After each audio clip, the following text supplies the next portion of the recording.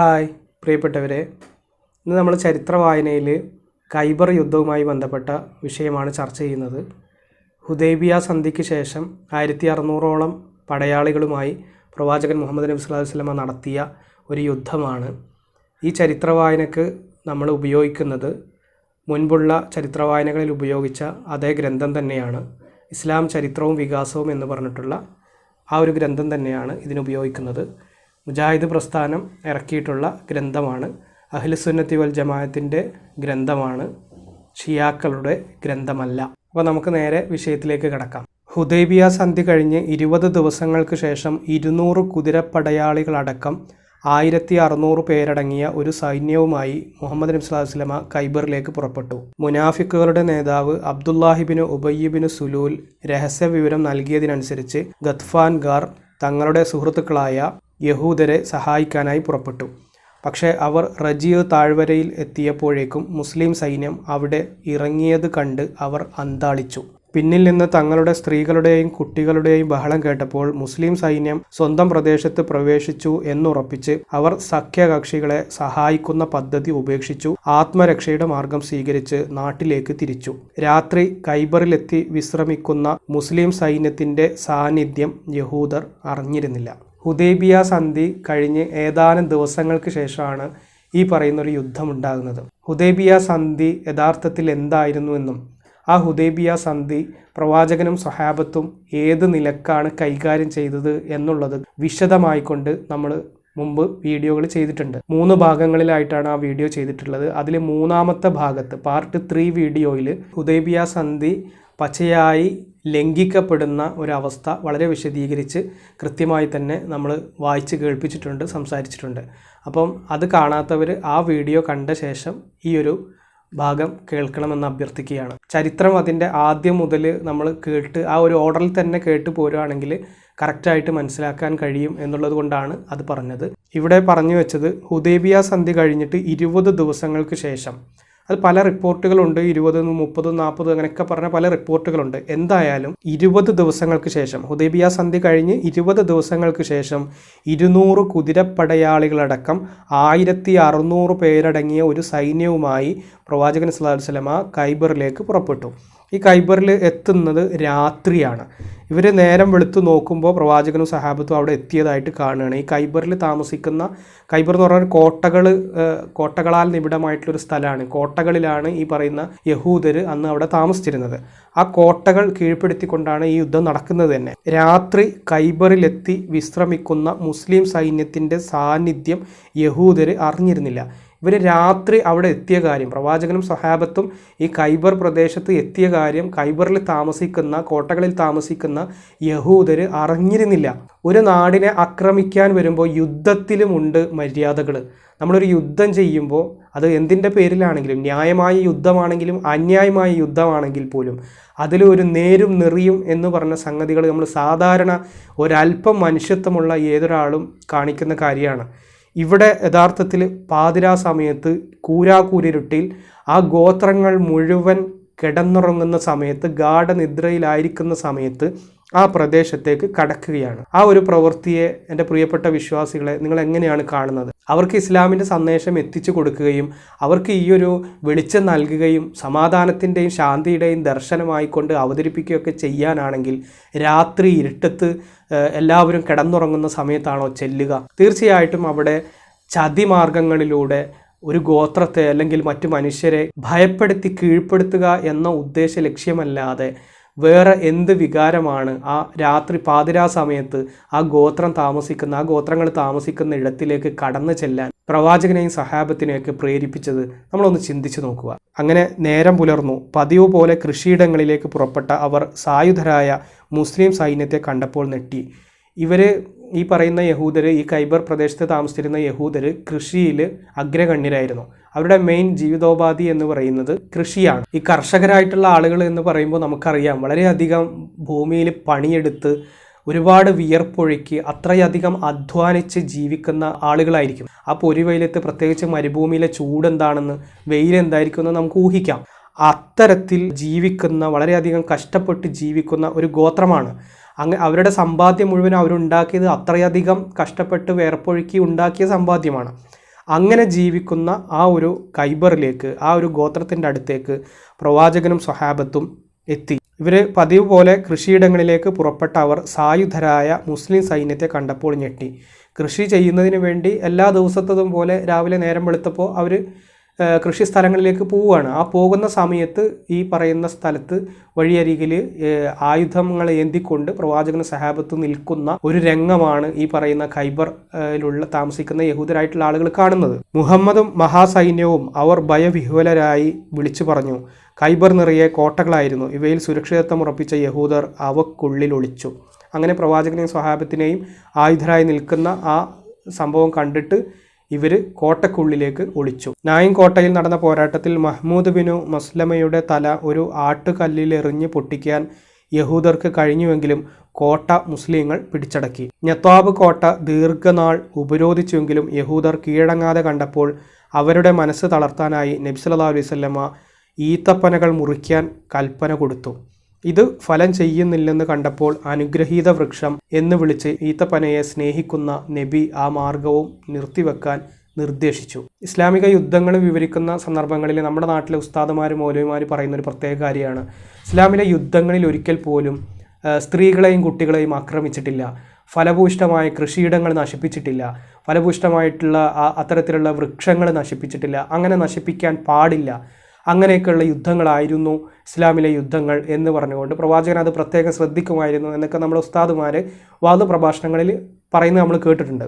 ഇവിടെ നിങ്ങൾ വായിച്ചത് എന്താണ്? ഈ യഹൂദരുടെ മനസ്സ് തളർത്തുന്നതിന് വേണ്ടി ഈത്തപ്പനകൾ മുറിക്കാനായിട്ട് കൽപ്പന കൊടുത്തു. ഫലഭൂയിഷ്ടമായിട്ടുള്ള ഫലവൃക്ഷങ്ങൾ വെട്ടരുത്, മുറിച്ചിട്ടില്ല, അങ്ങനെയൊന്നും ചെയ്തിട്ടില്ല, സ്ത്രീകളെയും കുട്ടികളെയും ആക്രമിച്ചിട്ടില്ല എന്നല്ലേ നമ്മൾ മദ്രസകളിൽ നിന്ന് പഠിച്ച ഇസ്ലാമിലെ യുദ്ധങ്ങളിലുള്ളത്. പക്ഷേ ഇവിടെ നബി തന്നെ ഓർഡർ കൊടുക്കുകയാണ് അങ്ങനെ അത് വെട്ടിക്കളയാനായിട്ട്. എന്നിട്ട് അത് നമ്മളിനി ചോദിക്കുമ്പോൾ ഇവർ പറയുമ്പോൾ അതൊരു യുദ്ധതന്ത്രമായിരുന്നു. ഒരു നാട്ടിലുള്ള ഒരു ഗോത്രത്തിൽ കടന്ന് അവർ കഷ്ടപ്പെട്ട് അധ്വാനിച്ചുണ്ടാക്കുന്ന അവരുടെ അവർക്ക് ഫലം നൽകുന്ന വൃക്ഷങ്ങൾ, അവരുടെ അന്നമായ വൃക്ഷങ്ങൾ വെട്ടി നശിപ്പിച്ചുകൊണ്ടാണോ യുദ്ധതന്ത്രം പ്രയോഗിക്കുക? അവരുടെ എത്ര കാലത്തെ അധ്വാനമായിരിക്കും അത്തരത്തിലുള്ള ഈന്തപ്പനകൾ. അത് നശിപ്പിച്ചുകൊണ്ട് പാതിരാ സമയത്ത് അവിടെ കയറി അക്രമം കാണിച്ചത് ഒരു പ്രത്യേകതര സമാധാനമാണ് അല്ലേ? ബാക്കി എന്താണെന്ന് നമുക്ക് നോക്കാം. ഭക്ഷ്യവസ്തുക്കളുടെ ദൗർലഭ്യം കാരണം പട്ടാളം ആകെ തളർന്നു. അങ്ങനെയിരിക്കെ രാത്രി കോട്ടയുടെ ഒരു ഭാഗത്ത് കാവൽ നിന്നിരുന്ന ഉമർ ഒരു യഹൂദനെ പിടികൂടി നബിയുടെ മുമ്പിൽ ഹാജരാക്കി. അയാൾക്ക് സുരക്ഷിതത്വം ഉറപ്പു നൽകിയപ്പോൾ ചില വില പിടിച്ച രഹസ്യങ്ങൾ അയാൾ വെളിപ്പെടുത്തി. ഒരു യഹൂദിയെ ഉമർ പിടിച്ചടക്കിയിട്ട് അയാളുടെ അടുത്തുനിന്ന് വിവരങ്ങൾ ശേഖരിച്ചു. സാബ് കോട്ടയിൽ ചില തുരങ്കങ്ങളുണ്ട്. അവയിൽ മിൻജനീക്ക്, ടാങ്ക്, കുന്തം, കഠാരി, വാള്, പടയങ്കി തുടങ്ങിയ നിരവധി യുദ്ധായുധങ്ങൾ സൂക്ഷിക്കപ്പെട്ടിട്ടുണ്ട്. അതിലേക്ക് കടക്കാൻ അയാൾക്ക് മാത്രം അറിയുന്ന വഴിയും അയാൾ മുസ്ലിങ്ങൾക്ക് കാണിച്ചു കൊടുത്തു. ഈ തുരങ്കത്തിൽ നിന്ന് യുദ്ധവിജയത്തിന് ആവശ്യമായ ആയുധങ്ങൾക്ക് പുറമെ ധാരാളം ഭക്ഷ്യവസ്തുക്കളും മുസ്ലിങ്ങൾക്ക് ലഭിച്ചു. ഒരു ഗോത്രം കഷ്ടപ്പെട്ട് കൃഷി ചെയ്ത് അവരുടെ ഭാര്യമാർക്കും മക്കൾക്കും ഒക്കെ തിന്നാനായിട്ട് എടുത്തു വെച്ച ഫുഡ് ഇവരടിച്ചു മാറ്റി അത് ഭക്ഷിക്കുകയാണ്. ഈ ഹലാല് ഹറാമൊക്കെ പിന്നെ എന്തിനുള്ളതാ? അന്യായമായിട്ട് പിടിച്ചടക്കിയിട്ട് ഇവരുടെ ഈ ആക്രമിക്കാൻ വന്ന ആളുകൾ അത് ഭക്ഷിക്കുകയാണ്. അവർ കഴിക്കേണ്ട ഭക്ഷണം, ആ നാട്ടുകാരായ ആ യഹൂദി ഗോത്രങ്ങൾ കഴിക്കേണ്ട ഭക്ഷണം, അവരുടെ സമ്പാദ്യം ആക്രമിക്കാൻ ചെന്നുകൊണ്ട് ഇവർ ഭക്ഷിക്കുകയാണ്. യാതൊരു മനസാക്ഷി കുത്തും അത് ഇവർക്ക് ഉണ്ടാകുന്നില്ലല്ലോ. ഇതിലൂടെയൊക്കെ പഠിപ്പിക്കപ്പെടുന്ന ദൈവസങ്കല്പം എന്താണ്? മറ്റുള്ളവരുടെ മുതൽ കൊള്ളയടിച്ച് അത് സുഭിക്ഷമായി ഭക്ഷിക്കുന്ന അത് തന്നെയല്ലേ ഇന്നും നടന്നുകൊണ്ടിരിക്കുന്നത്. ഈ ഇസ്ലാം വിറ്റിട്ട്, ഈ മതം വിറ്റിട്ട് ഇന്നത്തെ പൗരോഹിത്യവർഗം ഇത് തന്നെയല്ലേ ചെയ്തുകൊണ്ടിരിക്കുന്നത്. പരമാവധി ഇത് വിറ്റുകൊണ്ട് മറ്റുള്ളവരുടെ മുതൽ തട്ടിയെടുത്ത് അത് വെച്ച് സുഖമായി ജീവിക്കുക. അവിടെ ദൈവത്തെ അല്ലെങ്കിൽ അള്ളാഹുവിനെ ഒരല്പം പോലും ഭയപ്പെടാൻ അന്നത്തെ ഈ പറഞ്ഞ ചരിത്രങ്ങളിൽ പരിചയപ്പെടുത്തുന്ന സ്വഹാബത്തിനും കഴിഞ്ഞിട്ടില്ല, പ്രവാചകനും കഴിഞ്ഞിട്ടില്ല. ഇന്നത്തെ അതിൻ്റെ വക്താക്കളായി അറിയപ്പെടുന്ന പണ്ഡിത പുരോഹിതന്മാരിലെ മിക്ക ആളുകൾക്കും അത് കഴിയുന്നില്ല. അതിൽ നിന്ന് നമ്മൾ എന്ത് മനസ്സിലാക്കണം? ഇതിലൊരു സ്പിരിച്വാലിറ്റി ഉണ്ട് എന്നാണ് മനസ്സിലാക്കേണ്ടത്. അല്ലെങ്കിൽ ഇത് ദൈവികമായ ഒരു ചട്ടക്കൂടിൽ ഉള്ള ഒരു റിലീജിയനാണ് എന്നാണോ മനസ്സിലാക്കേണ്ടത്? അതല്ല, ഇത് തനി പൈശാചികമായിട്ടുള്ള അക്രമവും അനീതിയും അധർമ്മവും ഒക്കെ കൊടികുത്തി വാഴുന്ന ഒരു നിയമസംഹിതയാണ് എന്നാണോ മനസ്സിലാക്കേണ്ടത്? നിങ്ങൾക്ക് പടച്ചവൻ നൽകിയ വിശേഷബുദ്ധി കൊണ്ട് നിങ്ങൾ ചിന്തിച്ച് നോക്കൂ. എത്ര യുദ്ധങ്ങളുടെ ചരിത്രങ്ങൾ നമ്മൾ ഈ ചാനലിൽ തന്നെ ഇട്ടിട്ടുണ്ട്. നിങ്ങളതൊന്ന് വളരെ നിഷ്കളങ്കമായി, സത്യസന്ധമായി, ആത്മാർത്ഥമായി നിങ്ങളുടെ മനസ്സാക്ഷിയോട് പല ചോദ്യങ്ങളും, അതിൽ പറയുന്ന ഓരോ കാര്യങ്ങളും നിങ്ങളുടെ മനസ്സാക്ഷിയോട് ചോദിച്ചുകൊണ്ട് നിങ്ങൾ ആ വീഡിയോകളൊന്ന് കണ്ടു നോക്കൂ. എൻ്റെ പ്രിയപ്പെട്ടവരെ, നമ്മളെ സംബന്ധിച്ചിടത്തോളം എപ്പോഴും പറയാറുണ്ട്, ഇസ്ലാമിനെയോ മുസ്ലിങ്ങളെയോ പ്രവാചകനെയോ സ്വഹാബത്തിനെയോ ഒന്നും ഇകഴ്ത്താനോ അവഹേളിക്കാനോ ഒന്നുമല്ല. ഒരു ചരിത്ര വസ്തുത അവർ തന്നെ എഴുതിയ അഹ്ലുസുന്നത്തി വൽ ജമാഅത്തിൻ്റെ കിതാബുകളിൽ പറയുന്ന സത്യങ്ങൾ നിങ്ങൾക്ക് മുമ്പിൽ സത്യസന്ധമായി ആ ഗ്രന്ഥം വായിച്ചു കൊണ്ട് നിങ്ങളോട് നിങ്ങളുടെ ശ്രദ്ധയിൽപ്പെടുത്തുകയാണ്. നിങ്ങളുടെ മനസ്സിനോടാണ് ഞാൻ സംസാരിക്കുന്നത്. എൻ്റെ പ്രിയപ്പെട്ടവരെ, നിങ്ങളുടെ മനസ്സാക്ഷിയോട് ചോദിക്കുക, ഇതൊക്കെ സ്വാലിഹായ അമലാണോ? സത്യത്തിനും നീതിക്കും ധർമ്മത്തിനും വേണ്ടിയുള്ള പോരാട്ടമാണോ? അതോ കൊള്ളയും കൊലയും അക്രമവുമാണോ? പാവപ്പെട്ട നിരപരാധികളായ മറ്റു മതത്തിൽ വിശ്വസിക്കുന്ന വിശ്വാസികളുടെ കോട്ടകൊത്തളങ്ങളിലേക്ക് കടന്നു ചെന്നുകൊണ്ട്, അത് പാതിരാക്ക് അവർ ഉറങ്ങിക്കിടക്കുന്ന സമയത്ത് കയറി ചെന്നുകൊണ്ട് അവരുടെ പിഞ്ചോമന പൈതങ്ങളെയും സ്ത്രീകളെയും അനാഥരാക്കിക്കൊണ്ട് അവർ കഷ്ടപ്പെട്ട് അധ്വാനിച്ചുണ്ടാക്കിയ അവരുടെ സമ്പത്തും അവരുടെ ജീവിതവുമൊക്കെ നശിപ്പിച്ച് സുഖലോലുപതയിൽ കഴിയുന്നതിന് വേണ്ടി, രാജ്യങ്ങൾ പിടിച്ചടക്കുന്നതിന് വേണ്ടി, അധികാരത്തിന് വേണ്ടി, ഒരു ഇസ്ലാമിക രാഷ്ട്രം സ്ഥാപിക്കുന്നതിന് വേണ്ടിയുള്ള ഒരു വലിയ കുതന്ത്രവും അക്രമവും അനീതിയും അധർമ്മവുമായിട്ടുള്ള ഒരു പ്രവൃത്തിയല്ലേ ഇത്? ഇതിനെ മനുഷ്യത്വത്തിൻ്റെ ഏത് അളവുകോൽ വെച്ചിട്ടാണ് നമുക്ക് ന്യായീകരിക്കാൻ കഴിയുക? എൻ്റെ പ്രിയപ്പെട്ടവരെ, നിങ്ങളുടെ മനസ്സാക്ഷിയോട് നിങ്ങൾ ചോദിക്കുക. എന്നിട്ടും ഇതിനൊക്കെ ന്യായീകരിക്കാൻ നിങ്ങളുടെ മനസ്സാക്ഷി ആവശ്യപ്പെടുന്നുണ്ടെങ്കിൽ നിങ്ങൾ അറിഞ്ഞുകൊള്ളുക, നിങ്ങൾ ആരാധിക്കുന്നതും നിങ്ങൾ വിശ്വസിക്കുന്നതും പിശാചിൻ്റെ മതമാണ്. പിശാചിനെയാണ് നിങ്ങൾ ആരാധിക്കുന്നത്. നിങ്ങൾ ദൈവമെന്ന് വിശ്വസിച്ച് നിങ്ങൾ ഏക സൃഷ്ടാവെന്ന് വിളിച്ച് ആരാധിക്കുന്നത് പിശാചിനെയാണ്. നിങ്ങൾ വിളിച്ച് പ്രാർത്ഥിക്കുന്നതും തേടുന്നതും, നിങ്ങൾ ഏകദൈവ വിശ്വാസം തൗഹീദ് എന്നൊക്കെ പറഞ്ഞുകൊണ്ട് കൊട്ടിയാഘോഷിക്കുന്നത് പിശാചിനെ തൃപ്തിപ്പെടുത്താനും പിശാചിനോടുള്ള ആരാധനയുമാണ്. ഈ മഹാപ്രപഞ്ചത്തിൻ്റെ സൃഷ്ടാവിനെയാണ് നിങ്ങൾ ആരാധിക്കുന്നതെങ്കിൽ ഒരു കാരണവശാലും ഇത്തരത്തിലുള്ള പ്രവർത്തനങ്ങൾ ചെയ്യാൻ കഴിയുമോ? നിങ്ങൾ ചിന്തിച്ചു നോക്കൂ. കാരുണ്യവാനും കരുണാനിധിയുമായ ബിസ്മില്ലാഹിർ റഹ്മാനിർ റഹീം എന്നല്ലേ ചൊല്ലുന്നത്? കാരുണ്യവാനും കരുണാനിധിയുമായ ദൈവത്തിൻ്റെ നാമത്തിൽ. കാരുണ്യവാനും കരുണാനിധിയുമായ ദൈവം ഈ യഹൂദികളായി, ആ ദൈവം തന്നെ സൃഷ്ടിച്ച യഹൂദികളായി ജീവിക്കുന്ന അത്തരത്തിലുള്ള മതവിശ്വാസങ്ങളിൽ അവരെ ജീവിപ്പിക്കാൻ അവർക്ക് പ്രേരണ നൽകുന്ന അതേ ദൈവം തമ്പുരാൻ തന്നെ മറ്റൊരു പ്രവാചകനെ അയച്ചുകൊണ്ട് അതിനെയെല്ലാം വെട്ടിനിരത്തി ഈ പറയുന്ന രൂപത്തിൽ അവരെയൊക്കെ കൊന്നുകളഞ്ഞ് അത് പിടിച്ചടക്കി ഇവർക്ക് സുഖലോലുപതയിൽ ജീവിക്കാനുള്ള ഒരു അവസരം സൃഷ്ടിക്കുന്ന അത്തരത്തിലുള്ള ഒരു സാഡിസ്റ്റായിട്ടുള്ള ഒരാളിനെ കാരുണ്യവാനും കരുണാനിധിയുമായി ദൈവമെന്ന് വിളിക്കാൻ ഏതെങ്കിലും ഒരു വിശ്വാസിക്ക് കഴിയുമോ? എൻ്റെ പ്രിയപ്പെട്ട വിശ്വാസികളെ, നിങ്ങൾ ചിന്തിക്കൂ. നിങ്ങൾ പിശാചിനെയാണോ ആരാധിക്കുന്നത്? അതല്ല ഈ മഹാപ്രപഞ്ചത്തിൻ്റെ കാരുണ്യവാനും കരുണാനിധിയുമായ ഒരു സൃഷ്ടാവിനെയാണോ നിങ്ങൾ ആരാധിക്കുന്നതെന്ന് നെഞ്ചത്ത് കൈവച്ച് എൻ്റെ പ്രിയപ്പെട്ട വിശ്വാസികളെ നിങ്ങൾ ചിന്തിച്ചു നോക്കൂ. എല്ലാ കോട്ടകളും കീഴടക്കിയെങ്കിലും വിപരീത പരാക്രമിയായ മിർഹബിൻ്റെ സംരക്ഷണത്തിലുള്ള അമൂസ് കോട്ട കൈവശപ്പെടുത്താൻ മുസ്ലിങ്ങൾക്കായില്ല. ഒരു പാറക്കുന്നിൻ്റെ മുകളിൽ നിലനിൽക്കുന്ന അത്രയും സുശക്തമായ കോട്ടയ്ക്ക് ചുറ്റും ഉയർന്ന മതിലുണ്ടായിരുന്നു. 10 ദിവസത്തെ കഠിനാധ്വാനത്തിന് ശേഷം ഒരു ദ്വാരമുണ്ടാക്കാനും അതിലൂടെ അകത്ത് കടക്കാനും അവർക്ക് കഴിഞ്ഞെങ്കിലും അപകടം കണ്ടെത്തി അവർ പിൻവാങ്ങുകയായിരുന്നു. അബൂബക്കറും ഉമറുമെല്ലാം സൈനിക നേതൃത്വം ഏറ്റെടുത്ത് ആക്രമണം നടത്തിയെങ്കിലും ഫലമുണ്ടായില്ല. അവസാനം നബി സല്ലല്ലാഹു അലൈഹി വസല്ലം പറഞ്ഞു, നാളെ ഞാൻ ഈ പതാക അള്ളാഹുവും റസൂലും ഇഷ്ടപ്പെടുന്ന ഒരു വ്യക്തിക്ക് നൽകും. അയാൾ മുഖേന അള്ളാഹു വിജയം പ്രദാനം ചെയ്യും. അപ്പോൾ ഒരു കോട്ട, ആ കോട്ട എത്ര പരിശ്രമിച്ചിട്ടും കീഴ്പ്പെടുത്താൻ സാധിക്കുന്നില്ല. അങ്ങനെ വന്നപ്പോൾ അബൂബക്കറും ഉമറും ഒക്കെ അതിൻ്റെ നേതൃത്വം ഏറ്റെടുത്തുകൊണ്ട് യുദ്ധം നടത്തി. പക്ഷേ ആ കോട്ട കീഴ്പ്പെടുത്താൻ സാധിച്ചില്ല. അങ്ങനെ വന്നപ്പോൾ നബി സല്ലല്ലാഹു അലൈഹി വസല്ലം പറയുകയാണ്, നാളെ ഈ യുദ്ധത്തിൻ്റെ പതാക മറ്റൊരാൾക്ക് കൊടുക്കും, ആ ആൾ മുഖേന അത് കീഴ്പ്പെടുത്തും എന്ന് പറഞ്ഞുകൊണ്ട് ആ പതാക മറ്റൊരാളെ ഏൽപ്പിക്കുന്നതാണ്. പിറ്റേ ദിവസം നബി സല്ലല്ലാഹു അലൈഹി വസല്ലം അലിയെ വിളിച്ചു വരുത്തി. കണ്ണ് രോഗം പിടിപെട്ടത് കാരണം അദ്ദേഹം യുദ്ധക്കളത്തിൽ നിന്ന് മാറി നിൽക്കുകയായിരുന്നു. നബി സല്ലല്ലാഹു അലൈഹി വസല്ലം അദ്ദേഹത്തിൻ്റെ കൈകളിൽ പതാക നൽകിയപ്പോൾ തൻ്റെ കണ്ണിൻ്റെ അസുഖം നബിയുടെ ശ്രദ്ധയിൽപ്പെടുത്തി. അലിയുടെ ശിരസ് നബി മടിയിൽ വെച്ച് അദ്ദേഹത്തിൻ്റെ കണ്ണിലൂതി. പിന്നെ കണ്ണ് തിരുമ്മി കാഴ്ച ശരിയായി. നബി സല്ലല്ലാഹു അലൈഹി വസല്ലം അലിയുടെ ശിരസ് തൻ്റെ മടിയിൽ വെച്ച് അദ്ദേഹത്തിൻ്റെ കണ്ണിൽ ഊതുകയും ആ കണ്ണിൻ്റെ അസുഖം മാറുകയും ചെയ്തു. ഒരു അത്ഭുത പ്രവൃത്തിയാണ് റസൂലിൻ്റെ പേരിൽ ഇവിടെ എഴുതി വെച്ചിട്ടുള്ളത്. അങ്ങനെ കാഴ്ച ശരിയായി, വേദന നിശേഷം നീങ്ങി. തൻ്റെ അങ്കിയും ദുൽഫിഖാർ എന്ന വാളും അലിക്ക് നൽകി. അപ്പോൾ പ്രവാചകൻ്റെ ഒരു വാളിൻ്റെ പേരുണ്ട്, വാളിനൊക്കെ പേരുണ്ട്. ദുൽഫിഖാർ എന്ന് പറയുന്ന വാള്, ആ ആള് നബി അലി റളിയല്ലാഹു അൻഹുവിനെ ഏൽപ്പിച്ചു. അലി ഭീമാകാരനായ മിർഹബിനെ നേരിട്ടു. ഈ മിർഹബ് എന്ന് പറയുന്നത് യഹൂദിയായിട്ടുള്ള ഒരാളാണ്. അയാളുടെ അധീനത്തിലാണ് ആ കോട്ടയുള്ളത്. ആ കോട്ടയാണ് ഇവർക്ക് അബൂബക്കറിനും ഉമറിനും ഒന്നും കീഴ്പ്പെടുത്താൻ കഴിയാതിരുന്നത്. ആ കോട്ട ഈ ഭീമാകാരനായ മിർഹബ് എന്ന് പറയുന്ന യഹൂദിയുടെ അധീനത്തിലായതുകൊണ്ട് ആ യഹൂദിയെ കീഴ്പ്പെടുത്തിയാലല്ലാണ്ട് ആ കോട്ട പിടിച്ചടക്കാൻ കഴിയില്ല എന്ന അവസ്ഥ വന്നപ്പോൾ അതിനാണ് ഈ ദുൽഫിഖാർ എന്ന് പറയുന്ന പ്രവാചകന്റെ വാള് അലിയെ ഏൽപ്പിച്ചുകൊണ്ട് നേരിടുന്നത്. അലി ഭീമാകാരനായ മിർഹബിനെ നേരിട്ടു. അലിയെ ലക്ഷ്യം വെച്ച് അവൻ വീശിയ വാള് അലിയുടെ പടത്തൊപ്പിൽ തറച്ചു നിന്നു. തൊപ്പി ഊരി തെറിച്ചു. അലി വീശിയ വാള് മിർഹബിന്റെ തല തകർത്തു. അപ്പോൾ അലി റളിയല്ലാഹു അൻഹു ആണ് മിർഹബ് എന്ന് പറയുന്ന യഹൂദി ഗോത്ര നേതാവിന്റെ തല തകർത്തത്. കമൂസ് കോട്ട അതോടുകൂടി വിജയിച്ചു. കമൂസ് കോട്ട വിജയിച്ചതോടുകൂടി മറ്റു കോട്ടകളെല്ലാം നിഷ്പ്രയാസം മുസ്ലിങ്ങൾ അധീനപ്പെടുത്തി. അപ്പോൾ അവിടെ ഏറ്റവും ശക്തമായിട്ടുള്ള ഒരു കോട്ട, ശക്തനായ ഒരു നേതാവിൻ്റെ കീഴിൽ അധീനത്തിനുള്ള ഒരു കോട്ടയായിരുന്നു ഇപ്പോൾ അലി റളിയല്ലാഹു അൻഹു കീഴ്പ്പെടുത്തിയത്.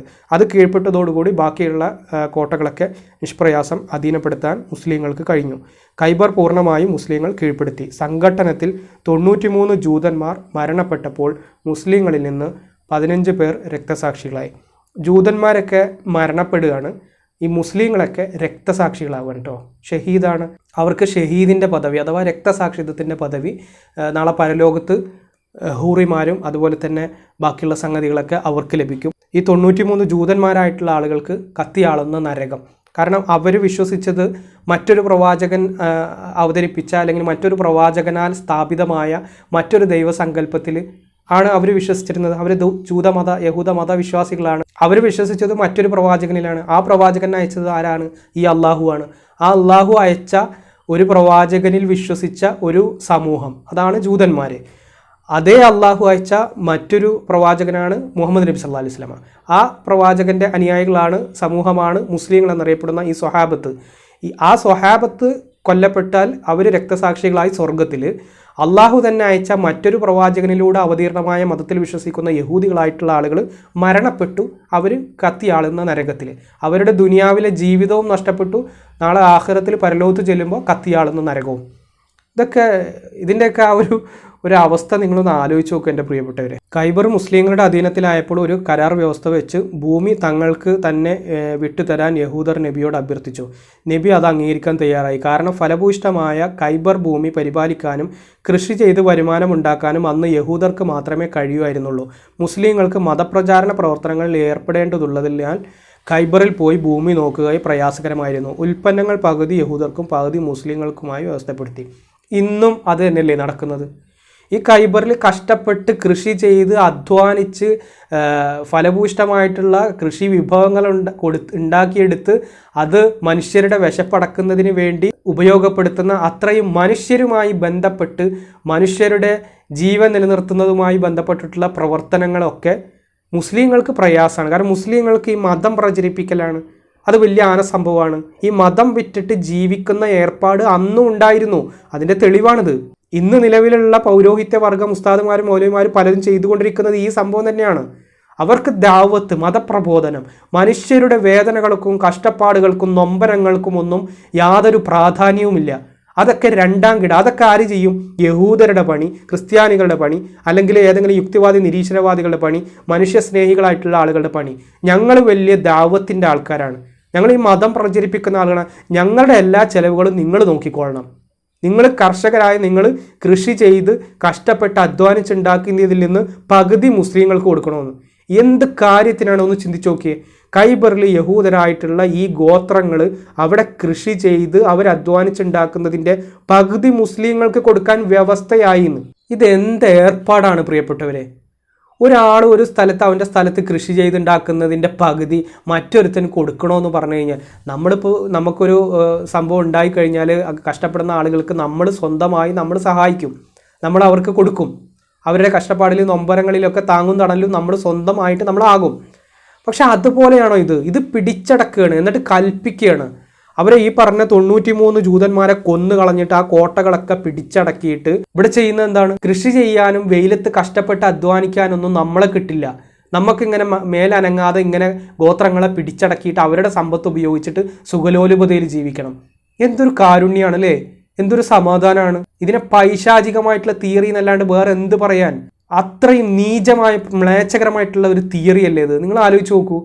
അവരുടെ സമ്പാദ്യം മുഴുവൻ, എന്നിട്ട് ആ സമ്പാദ്യത്തിൽ നിന്ന് പകുതി ഞങ്ങൾക്ക് തരണോ? ഇവർ ചെന്ന് ആക്രമിച്ചിട്ട് അതിൻ്റെ പകുതി മേടിക്കുക. ഒന്നും ഇതിൽ പറയാനില്ല. കാരണം കൃത്യമായി മലയാളത്തിലാണല്ലോ നമ്മളിത് വായിക്കുന്നത്. ഈ അഹ്ലു സുന്നത്തി വൽ ജമാഅത്തിന്റെ ചരിത്ര ഗ്രന്ഥത്തിൽ മലയാളത്തിൽ ഇത് എഴുതി വെച്ചിട്ട് ഇത് വായിക്കുന്നവന് ഇത് ഈ പണ്ഡിത പുരോഹിതന്മാർ വായിച്ചിട്ട് ഇങ്ങനെയൊക്കെയാണല്ലേ അപ്പോൾ പ്രവാചകനും സഹാബത്തും ഒക്കെ ചെയ്തിരുന്നത്, എന്നാൽ നമുക്കും ധൈര്യമായിട്ട് അങ്ങനെ ചെയ്യാം. ആ ധൈര്യം ഇന്ന് ഇവർ കാണിക്കുന്നവരുടെ ധൈര്യം ഉണ്ടല്ലോ, കഷ്ടപ്പാടുകളും നൊമ്പരങ്ങളുമായിട്ട് ജീവിക്കുന്ന മനുഷ്യരുടെ പ്രശ്നങ്ങളിലും പ്രതിസന്ധികളിലൊന്നും അവർക്ക് താങ്ങും തണലാകുന്നതും അത് അവരുടെ മേൽ നിർബന്ധത ബാധ്യതയാണ് എന്ന് പോലും ചിന്തിക്കാതെ അവർക്ക് തൗഹീദാണ് പ്രധാനം, തൗഹീദിന്റെ വ്യാപനം, ഇസ്ലാമിനെ മറ്റുള്ള ജനങ്ങളിലേക്ക് എത്തിക്കുക. വിശന്ന് വലിഞ്ഞിരിക്കുന്ന ആളുകളുടെ അണ്ണാക്കിലേക്ക് ഇസ്ലാം അങ്ങോട്ട് കുത്തിക്കയറ്റി കഴിഞ്ഞാൽ വയറ് നിറയോ? അവരുടെ വിശപ്പടങ്ങോ? കഷ്ടപ്പാടും നൊമ്പരങ്ങളും മാറോ ഇസ്ലാം കുത്തിക്കയറ്റി കഴിഞ്ഞാൽ? ആ ഇസ്ലാം കുത്തിക്കയറ്റലാണോ മനുഷ്യത്വം? അതിലെന്ത് മനുഷ്യത്വം ഉള്ളത്? കാടത്തം, പൈശാചികം എന്നല്ലാതെ മൃഗീയം എന്ന് പോലും പറയാൻ പറ്റാത്ത അത്രയും പൈശാചികം എന്ന വേടല്ലാത്ത വേറെ ഏത് വേടാണ് നിനക്ക് ഉപയോഗിക്കുക? മൃഗീയം എന്ന് പറഞ്ഞാൽ ഒരു മൃഗവും ഇത്തരത്തിൽ പ്രവർത്തിക്കില്ല.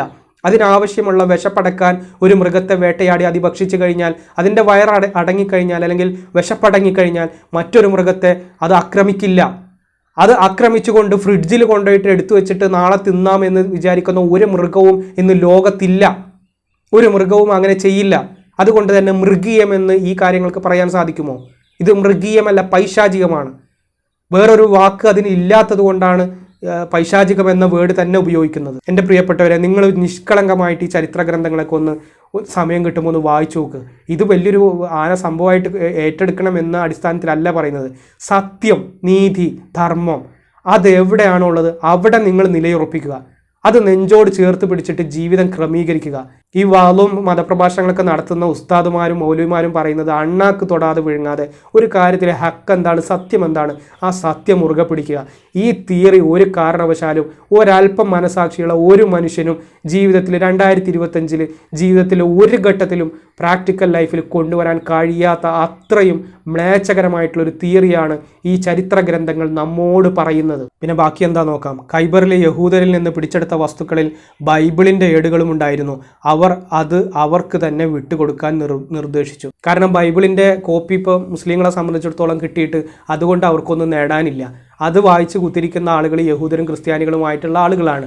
അത് അവർക്ക് തന്നെ തിരിച്ചു കൊടുത്തു. അവരത് വായിച്ചിരുന്നോട്ടെ എന്ന് വിചാരിച്ചിട്ട്. എൻ്റെ പ്രിയപ്പെട്ട വിശ്വാസികളെ, ഈ നിലനിൽക്കുന്ന ബൈബിള് ആരുടെ ഗ്രന്ഥമാണ്? ആരുടെ വചനങ്ങളാണ്? ഈ പറയുന്ന പ്രവാചകൻ മുഹമ്മദ് നബി സല്ലല്ലാഹു അലൈഹി വസല്ലമയെ ഇങ്ങോട്ട് ദൂതനായിട്ട് പറഞ്ഞയച്ച അള്ളാഹു തന്നെ പറഞ്ഞയച്ച മറ്റൊരു പ്രവാചകൻ്റെ, മുഹമ്മദ് നബി സല്ലല്ലാഹു അലൈഹി വസല്ലമയുടെ മുമ്പ് വന്ന മറ്റൊരു പ്രവാചകൻ്റെ വചനങ്ങളാണ് ഈ പറയുന്ന ബൈബിൾ അല്ലെങ്കിൽ തൗറാത്ത് എന്നൊക്കെ പറയുന്ന ഗ്രന്ഥങ്ങൾ. ഈ തൗറാത്തും ഇഞ്ചീലും ആ ഏടുകളെ അവർക്ക് തന്നെ തിരിച്ചു കൊടുത്തു. ആ ഏടിൻ്റെ വക്താക്കളായിട്ടുള്ള ആളുകളെ കൊന്നുകളഞ്ഞിട്ട് അവരുടെ സമ്പത്ത് പിടിച്ചടക്കുകയും ചെയ്യുന്നു. ഇതൊക്കെ വൈരുദ്ധ്യങ്ങളുടെ കലവറ എന്നല്ലാതെ വേറെ എന്ത് പറയാനാ?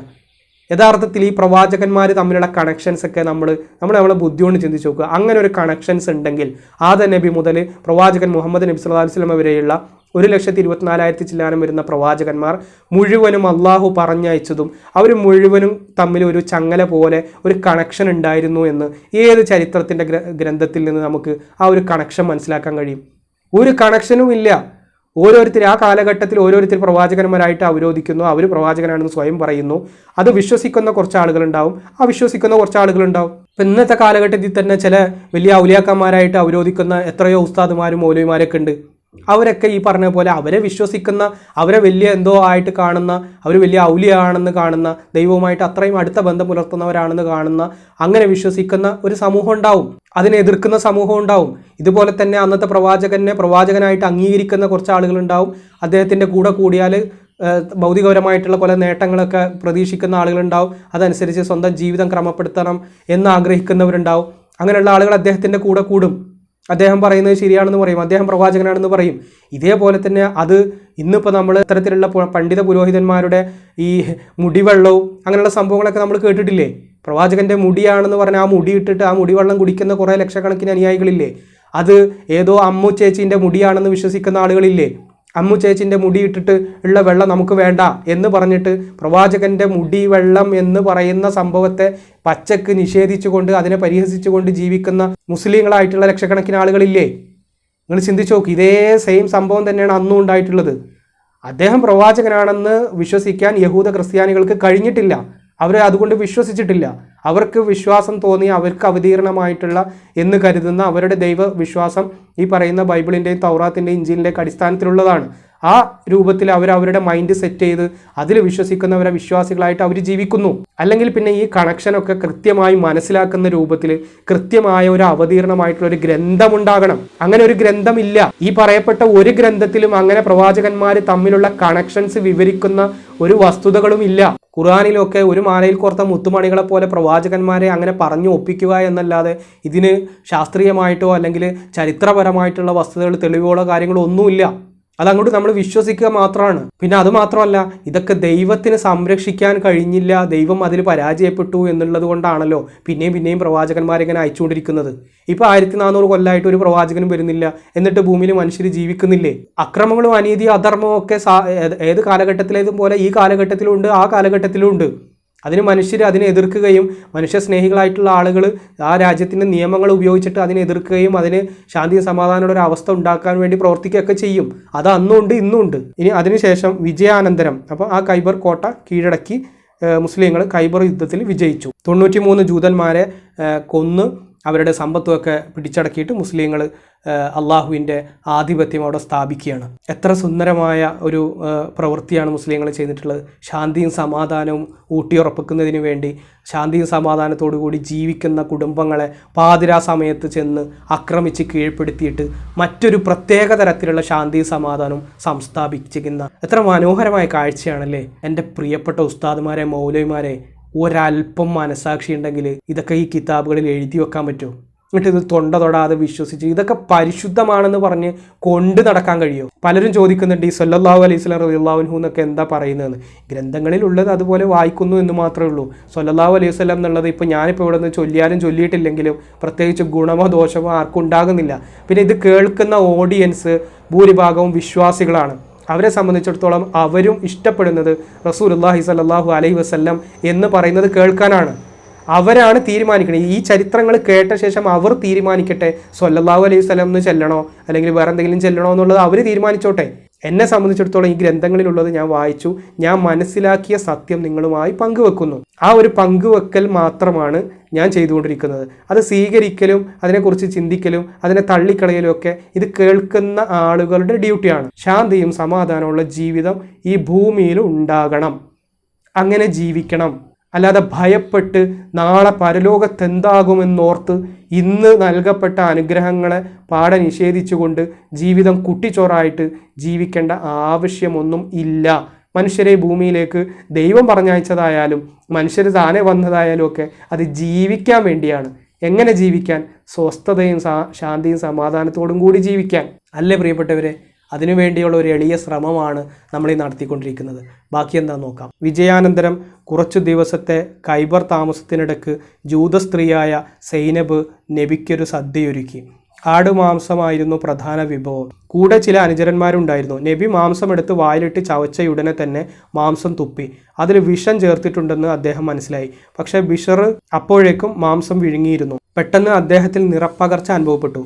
നിലത്ത് വീണു, ശ്വാസം നിലച്ചു. നബി സല്ലല്ലാഹു അലൈഹി വസല്ലമ ഈ പറഞ്ഞ ഇയാൾ ബിഷർ എന്ന് പറയുന്ന ആൾ ആ സ്പോട്ടിൽ തന്നെ മരണപ്പെടുകയാണ് ആ മാംസം കഴിച്ചതിന് ശേഷം. നബി സല്ലല്ലാഹു അലൈഹി വസല്ലമ എന്തിനീ പണി ചെയ്തു എന്ന് സൈനബിനോട് തിരക്കി. നിങ്ങൾ എൻ്റെ പിതാവിനെയും പിതൃവ്യനെയും ഭർത്താവിനെയും വധിച്ചു. നബിയാണെങ്കിൽ വിഷം ബാധിക്കില്ലെന്ന് ഞാൻ വിചാരിച്ചു. സൈനബ് പറഞ്ഞു. നബി അവളെ ബിഷറിൻ്റെ കുടുംബത്തിന് കൈമാറി. നബിയാണോ എന്നുള്ളത് ടെസ്റ്റ് ചെയ്യലൊരു ഉദ്ദേശം.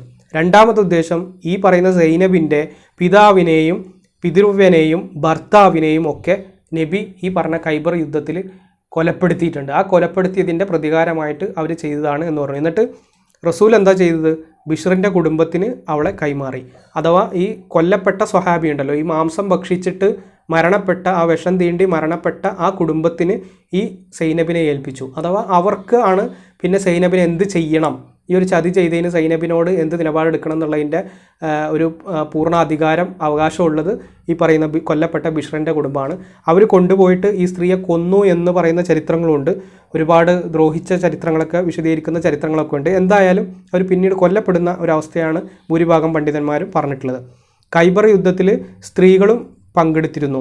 പുരുഷന്മാർക്ക് അമ്പുകൾ പെറുക്കി കൊടുക്കുക, ദാഹജലം നൽകുക, മുറിവേറ്റവരെ ചികിത്സിക്കുക, കവിതകൾ ചൊല്ലി ആവേശം പകരുക തുടങ്ങിയ സേവനങ്ങളാണ് അവർ നിർവഹിച്ചിരുന്നത്. സുംബ ഡാൻസിൻ്റെ വിഷയത്തിൽ ഇവിടുത്തെ പണ്ഡിത പുരോഹിതന്മാർ പറഞ്ഞ സംഭവവും ഇവിടെ യുദ്ധത്തിൻ്റെ ഈ ഒരു സന്ദർഭത്തിൽ അവർക്ക് ദാഹജലം കൊടുക്കുന്നതും പരിക്കേറ്റവരെ ചികിത്സിക്കുന്നതും കവിതകൾ ചൊല്ലിയിട്ട് ആവേശം, പാട്ട് പാടിയിട്ട് അന്ന് കവിതകൾ ചൊല്ലിയിട്ട് പുരുഷന്മാർക്ക് ആവേശം പകരുന്നതൊക്കെ ഈ പറയുന്ന സ്ത്രീകളാണ്, മുസ്ലിങ്ങളായിട്ടുള്ള സ്വഹാബി വനിതകളാണ്. ഈ പബ്ലിക്കിൽ ഈ അന്യ പുരുഷന്മാരോടൊപ്പം ഈ മിങ്കിളായിക്കൊണ്ട് ഈ പറഞ്ഞ കവിതകൾ ചൊല്ലിയിട്ട് അവർക്ക് ആവേശം പകരാനും അവർക്ക് പരിക്കേറ്റി കഴിഞ്ഞാൽ അവരെ ശുശ്രൂഷിക്കാനും ഇതിനൊന്നും ഈ ഉള്ളിൻ്റെ ഉള്ളിൽ സ്ത്രീ ഇരിക്കണം, മറ വേണം, ഹിജാബ് വേണം, പുറത്തിറങ്ങാൻ പാടില്ല, അങ്ങോട്ട് നോക്കാൻ പാടില്ല, ഇങ്ങോട്ട് നോക്കാൻ പാടില്ല എന്ന സംഭവമൊന്നും ഇവിടെ ഇല്ല കേട്ടോ. ഈ പറയുന്ന സംഭവത്തിലൊന്നുമില്ല. പിന്നെ അതെങ്ങനെ ഉണ്ടായി എന്നുള്ളത് വേറെ വിഷയമാണ്, നമ്മൾ വേറെ പഠിക്കേണ്ടതാണ്. അതുകൊണ്ട് തന്നെ ഇത്തരം സേവനങ്ങൾ അനുഷ്ഠിച്ചത് കൊണ്ട് അവർക്ക് ഗനീമത്തിൽ നിന്ന് നബി ഒരു ഓഹരി നൽകി. ഈ സ്ത്രീകൾ ഈ പറഞ്ഞ രൂപത്തിൽ പുരുഷന്മാരെ സഹായിച്ചതുകൊണ്ട് യുദ്ധത്തിൽ നിന്ന് പിടിച്ചടക്കിയ സ്വത്തുക്കൾ, അതിനാണ് ഗനീമത്ത് എന്ന് പറയുക. ആ ഗനീമത്തിൽ നിന്ന് ഈ പറയുന്ന ആളുകൾക്ക്, സ്ത്രീകൾക്ക് ഒരു ഓഹരി നൽകുകയും ചെയ്തു. ഖൈബറിലെ ഭൂസ്വത്തുക്കളും ഗനീമത്തും മുതലുകളും നബി കൈകാര്യം ചെയ്ത് പിന്നീട് ഇസ്ലാമിൻ്റെ സാമ്പത്തിക ഇടപാടുകളുടെ അടിത്തറയായി അത് അംഗീകരിക്കപ്പെട്ടു. ഈ കിട്ടിയ സമ്പത്ത് മുഴുവനും ഇസ്ലാമിൻ്റെ പിന്നീട് അങ്ങോട്ടുള്ള പ്രചരണത്തിന് വേണ്ടി അത് ഒരു അടിത്തറയായിക്കൊണ്ട് തന്നെ ഉപയോഗിച്ചു. ഖൈബറിലെ പരാജയം കണ്ട ഫതക്കിലെ യഹൂദർ ചെറുത്തുനിൽപ്പിന് തുനിയാതെ നബിയുമായി സന്ധിയുണ്ടാക്കി സമാധാന മാർഗം സ്വീകരിച്ചു. സമാധാന സന്ധി ഉണ്ടാക്കിയിട്ട് നബിയുമായിട്ട് അവർ ഒത്തുതീർപ്പിലെത്തി. ഈ ഫതക്കിലെ ഭൂമി നബി സ്വന്തമായിട്ടാണ് കൈകാര്യം ചെയ്തിരുന്നത്. ഈ ഫതക്ക് എന്ന് പറയുന്ന പ്രദേശത്തുള്ള ഭൂമി നബി സ്വന്തമായിട്ട് കൈകാര്യം ചെയ്തു. നബിയുടെ പേരിൽ ഒരു സ്വത്തുക്കളും ഇല്ല. നബിയുടെ വീട്ടിലെ അടുപ്പിൽ ദിവസങ്ങളോളം പട്ടിണിയാണ്, അടുപ്പ് പുകഞ്ഞിട്ടില്ല. ഭാര്യമാരൊക്കെ ദിവസങ്ങളോളം ഒരു കാരക്കയുമായിട്ടൊക്കെ ജീവിച്ചിരുന്നു. അത്രയും കഷ്ടപ്പാടായിരുന്നു. പ്രവാചകൻ മരിക്കുമ്പോൾ പ്രവാചകൻ്റെ പടയങ്കി ജൂതൻ്റെ കയ്യിൽ പണയത്തിലായിരുന്നു എന്നൊക്കെ പറയുന്നതും ഇവിടെ ഈ ഒരു തോട്ടം മുഴുവൻ, ഫതക്കിലെ ഭൂമി മുഴുവൻ നബി സ്വന്തമായിട്ടാണ് കൈകാര്യം ചെയ്തത്. നബി ആ ഒരു പ്രദേശം മുഴുവൻ നബിക്ക് ഒറ്റയ്ക്ക് കൈകാര്യം ചെയ്യുന്ന അത്രയും സമ്പത്തായിരുന്നു പ്രവാചകൻ്റെ പേരിൽ ഉണ്ടായിരുന്നത് എന്ന് ഒരു ഭാഗത്ത് പറയുന്നു. മറ്റൊരു ഭാഗത്ത് പണയം പെടുത്തി അങ്ങനെ ദാരിദ്ര്യത്തിലാണ് ജീവിച്ചതെന്ന് പറയുന്നു. ഇതിലേതാണ് പ്രിയപ്പെട്ടവരെ നമ്മൾ വിശ്വസിക്കേണ്ടത്? ഇനി ബാക്കി എന്താ നോക്കാം. എന്നാൽ വാദിൽ ഖുറായിൽ യഹൂദർ ആക്രമണ മാർഗം സ്വീകരിച്ചപ്പോൾ മുസ്ലിങ്ങൾ അവരോട് യുദ്ധം ചെയ്തു. അവരുടെ ഭൂമി കൃഷി ചെയ്യാൻ പാട്ടവ്യവസ്ഥയിൽ അവർക്ക് തന്നെ വിട്ടുകൊടുത്തു. അവരുടെ ഭൂമി പാട്ടവ്യവസ്ഥയിൽ ഇവർ പിടിച്ചടക്കിയിട്ട് അത് പാട്ടവ്യവസ്ഥയിൽ അവർക്ക് തന്നെ കൊടുത്തു. ഇപ്പോൾ നമുക്കൊരു വാഹനമുണ്ട്, അല്ലെങ്കിൽ നമ്മൾ താമസിക്കുന്ന വീട് മറ്റൊരുത്തൻ വന്ന് ആക്രമിച്ച് കീഴ്പ്പെടുത്തിയിട്ട് നമുക്ക് വാടകയ്ക്ക് താമസിക്കാൻ തന്നിരിക്കുകയാണ്. ഒന്ന് ആലോചിച്ച് നോക്കിയേ. നമ്മൾ താമസിക്കുന്ന നമ്മുടെ പേരിലുള്ള ഭൂമി, നമ്മളുടെ വീട്, നമ്മൾ ടാക്സ് അടച്ച് നമ്മൾ ജീവിക്കുന്ന നമ്മുടെ നാട്ടിലെ നമ്മുടെ വീട് മറ്റൊരുത്തം വന്നിട്ട് കീഴ്പ്പെടുത്തിയിട്ട് അതിൻ്റെ ആധാരം ഇതൊക്കെ പിടിച്ചടക്കി അവൻ്റെ പേരിലാക്കി, അല്ലെങ്കിൽ അവനത് കൈവശപ്പെടുത്തിയിട്ട് നമ്മളോട് അങ്ങോട്ട് താമസിച്ചോ പക്ഷെ വാടക തന്നാൽ മതി എന്ന് പറഞ്ഞാൽ എങ്ങനെ ഉണ്ടാവും? പ്രത്യേകതരം കാരുണ്യവും പ്രത്യേകതരം സമാധാനവും. എത്ര ബ്യൂട്ടിഫുൾ ആണല്ലേ? ഒന്ന് ആലോചിച്ച് നോക്കുക. ഇതൊക്കെ വായിക്കുമ്പോൾ ഞാനൊന്നും പറയുന്നില്ല. കൃഷി ചെയ്യാനായിട്ട് പാട്ടവ്യവസ്ഥയിൽ അവർക്ക് തന്നെ വിട്ടുകൊടുത്തു. ഖൈബറിൽ നിന്ന് നബി മടങ്ങുമ്പോഴാണ് ഹബ്ഷയിലേക്ക് ഹിജ്റ പോയ ജാഫർ ബിൻ അബി ത്വാലിബും സംഘവും 10 വർഷത്തെ പ്രവാസ ജീവിതം അവസാനിപ്പിച്ച് മദീനയിലേക്ക് തിരിച്ചെത്തിയത്. അവരും അബൂ സുഫിയാൻ്റെ മകൾ ഉമ്മു ഹബീബയും ഉണ്ടായിരുന്നു. ഈ അഭയാർത്ഥികളുടെ തിരിച്ചുവരവ് മുസ്ലിങ്ങൾക്ക് ആവേശം പകർന്നു, ആഹ്ലാദം പകർന്നു. ഖൈബറിൽ വിജയിച്ചതിനെ തുടർന്ന് നബി ബനു നദീർ നേതാവ് ഹുയയിൻ്റെ പുത്രി സഫിയയെ വിവാഹം കഴിച്ചു. ഈ ഖൈബറിലെ പോരാട്ടത്തിൽ ബനു നദീർ ഗോത്രത്തിൻ്റെ നേതാവായിട്ടുള്ള ഹുയയി എന്ന് പറയുന്ന വ്യക്തിയുണ്ട്. അദ്ദേഹത്തിൻ്റെ മകള് ഒരു സുന്ദരിയായ സ്ത്രീയായിരുന്നു. ആ സ്ത്രീയെ പ്രവാചകൻ വിവാഹം കഴിച്ചു. ഒരു കുടുംബമായി ജീവിച്ച, ഒരു ഭാര്യയായി ജീവിച്ച ഒരു സ്ത്രീയെ, ആ സ്ത്രീയുടെ ഭർത്താവിനെയും പിതാവിനെയും അവരുടെ കൺമുമ്പിലിട്ട് കൊന്നുകളഞ്ഞ ശേഷം ആ പറയുന്ന സ്ത്രീയെ പ്രവാചകൻ തന്നെ വധുവായി സ്വീകരിക്കുകയാണ്. അത് വളരെ വിശദീകരിച്ച് പറയേണ്ട ഒരു ചരിത്രമാണ്. നമ്മൾ ഈ ഖൈബർ യുദ്ധത്തിലെ ഏറ്റവും പ്രധാനപ്പെട്ട ഒരു ഭാഗം തന്നെയാണ് സഫിയയുമായിട്ടുള്ള വിവാഹം. അത് സഫിയയുടെ വിവാഹം എന്ന് ചർച്ച ചെയ്തുകൊണ്ട് മറ്റൊരു വീഡിയോ ചെയ്യാമെന്ന് വിചാരിക്കുന്നു. ഇത് ഇത്രയും ലെങ്ത് കൂടിയതുകൊണ്ട് അതുകൂടെ ഇതിൽ ഉൾപ്പെടുത്താൻ കഴിയില്ല. യഥാർത്ഥത്തിൽ ഏറ്റവും വലിയ ക്രൂരത ഒരു സ്ത്രീയോട് ചെയ്ത് ആ സ്ത്രീയെ ഭയപ്പെടുത്തി കീഴ്പ്പെടുത്തി ആ സ്ത്രീയെ തൻ്റെ ആവശ്യങ്ങൾക്ക് വേണ്ടി, സുഖലോലുപതയ്ക്ക് വേണ്ടി ഉപയോഗിക്കുന്ന എത്രയും നീചമായ അല്ലെങ്കിൽ മനുഷ്യത്വ വിരുദ്ധമായ മാനവിക മൂല്യങ്ങളെ കാറ്റിൽ പറത്തിക്കൊണ്ടുള്ള ഒരു സമീപനമാണ് ഈ സഫിയ ബീവിയുടെ വിവാഹവുമായി ബന്ധപ്പെട്ട് ചരിത്ര ഗ്രന്ഥങ്ങളിൽ നമുക്ക് വായിക്കാൻ കഴിയുക. എൻ്റെ പ്രിയപ്പെട്ട വിശ്വാസികളെ, ഈ ചരിത്ര ഗ്രന്ഥങ്ങളുടെ വായനയിൽ ഓരോ താളുകൾ മറിക്കുമ്പോഴും ഓരോ സംഭവങ്ങളും എത്ര ക്രൂരമായിരുന്നു എന്ന് നമുക്ക് ബോധ്യപ്പെടുകയാണ്. എൻ്റെ പ്രിയപ്പെട്ട വിശ്വാസികളെ, ഈ മഹാപ്രപഞ്ചത്തിനൊരു സൃഷ്ടാവുണ്ടെന്നും ആ സൃഷ്ടാവിനെ അറബിയിൽ അള്ളാഹു എന്ന് വിളിക്കുന്നു എന്നൊക്കെ വിചാരിച്ച് നിങ്ങൾ വിശ്വസിച്ചോളൂ. അതിലിവിടെ ആർക്കും ഒരു തർക്കവുമില്ല. അത് നിങ്ങളുടെ സ്വാതന്ത്ര്യമാണ്, നമ്മുടെ സ്വാതന്ത്ര്യമാണ്. ഞാനും വിശ്വസിക്കുന്നു ഈ മഹാപ്രപഞ്ചത്തിൽ ഒരു അൾട്ടിമേറ്റ് പവർ ഉണ്ട്. ആ പവറിനെ ഏത് പേരിൽ വിളിക്കുന്നു എന്നുള്ളത് ഞാൻ പരിഗണിക്കാറില്ല. ഏത് പേരിൽ വിളിച്ചാലും നമുക്കതുകൊണ്ട് ആശ്വാസം കിട്ടുന്നുണ്ടെങ്കിൽ, ഗുണം കിട്ടുന്നുണ്ടെങ്കിൽ, സമാധാനം കിട്ടുന്നുണ്ടെങ്കിൽ, നമ്മൾ രഹസ്യമായി ആ സൃഷ്ടാവിനോട് മുനാജാത്ത് നടത്തുന്നത്, നമ്മുടെ കഷ്ടപ്പാടുകളും നൊമ്പരങ്ങളും വേദനകളും ഒക്കെ ഇറക്കി വെക്കുന്നതിന് അങ്ങനെ ഒരു അൾട്ടിമേറ്റ് പവർ ഉണ്ടെന്ന് സങ്കല്പിച്ച് അതിൽ നമ്മൾ ബലമേൽപ്പിക്കുന്നത് കൊണ്ട് മറ്റുള്ള മനുഷ്യർക്ക് യാതൊരു ദോഷവും ഉണ്ടാകുന്നില്ല. പക്ഷെ അത് മറ്റുള്ളവൻ വിശ്വസിക്കണമെന്നും അതിലേക്ക് ക്ഷണിക്കുകയും അത് വിശ്വസിച്ചിട്ടില്ലെങ്കിൽ കത്തിയാളുന്ന നരകമാണെന്ന് പറഞ്ഞ് പേടിപ്പിക്കുകയും ചെയ്യുന്നത് തീർച്ചയായിട്ടും തെറ്റാണ്. അല്ലാത്തൊരു ദൈവവിശ്വാസം കൊണ്ട് നടക്കുന്നതിന് ഒരു എതിരഭിപ്രായവും ഇല്ല, അത് കൊണ്ട് നടക്കാം. പക്ഷേ ഈ ചരിത്ര ഗ്രന്ഥങ്ങൾ പഠിപ്പിക്കുന്ന പ്രകാരം, അല്ലെങ്കിൽ ഖുർആനിലെ ചില ആയത്തുകൾ പറയുന്ന പ്രകാരം, ഹദീസുകൾ പഠിപ്പിക്കുന്ന പ്രകാരമുള്ള പ്രത്യേക തരത്തിലുള്ള, നമ്മൾ വായിച്ച പ്രത്യേക തരത്തിലുള്ള സമാധാനവും പ്രത്യേക തരത്തിലുള്ള കാരുണ്യവും ഒക്കെ ആണെങ്കിൽ തീർച്ചയായിട്ടും അത് ഏറ്റവും വലിയ ക്രൂരതയാണ്. മനസ്സിൻ്റെ അകത്ത് മനുഷ്യത്വം ഒരല്പമെങ്കിലുമുള്ള ഒരു വിശ്വാസിക്കും ഒരു മനുഷ്യനും ഉൾക്കൊള്ളാൻ കഴിയാത്ത മനുഷ്യത്വ വിരുദ്ധമായിട്ടുള്ള ഒരുപാട് സംഗതികളാണ് നമ്മൾ ഈ ചരിത്ര ഗ്രന്ഥങ്ങളിൽ നിന്നൊക്കെ വായിക്കുമ്പോൾ നമുക്ക് കാണാൻ കഴിഞ്ഞത്. എൻ്റെ പ്രിയപ്പെട്ട വിശ്വാസികളെ, നിങ്ങൾ ചിന്തിക്കുക, പഠിക്കുക, സത്യം കണ്ടെത്തുക, അതിനനുസരിച്ച് ജീവിതം ക്രമീകരിക്കുക. ആത്യന്തികമായി നമ്മളെല്ലാവരും മനുഷ്യരാണ്. ആണായാലും പെണ്ണായാലും ഹിന്ദുവായാലും ക്രിസ്ത്യാനിയായാലും മതമുള്ളവനായാലും മതമില്ലാത്തവനായാലും വിശ്വാസിയായാലും അവിശ്വാസിയായാലും ഒക്കെ നമ്മളെല്ലാവരും മനുഷ്യരാണ് എന്ന കോൺസെപ്റ്റിൽ പരസ്പരം സ്നേഹിച്ചും താങ്ങും തണലുമായിക്കൊണ്ട് ഈ ജീവിതത്തെ മനോഹരമായി ജീവിച്ച് തീർക്കാൻ നമുക്കെല്ലാവർക്കും സാധിക്കേണ്ടതുണ്ട്. അതിനുള്ള എളിയ ശ്രമമാണ് നമ്മൾ ഈ ചാനലിലൂടെ നടത്തിക്കൊണ്ടിരിക്കുന്നത്. നിങ്ങളുടെ പരിപൂർണ പിന്തുണയും സപ്പോർട്ടും ഉണ്ടാകണമെന്ന് അഭ്യർത്ഥിച്ചുകൊണ്ട് എല്ലാ നന്മകളും ആശംസിച്ചുകൊണ്ട് ഈ വീഡിയോ ഇവിടെ വൈൻഡപ്പ് ചെയ്യുന്നു. Thank you.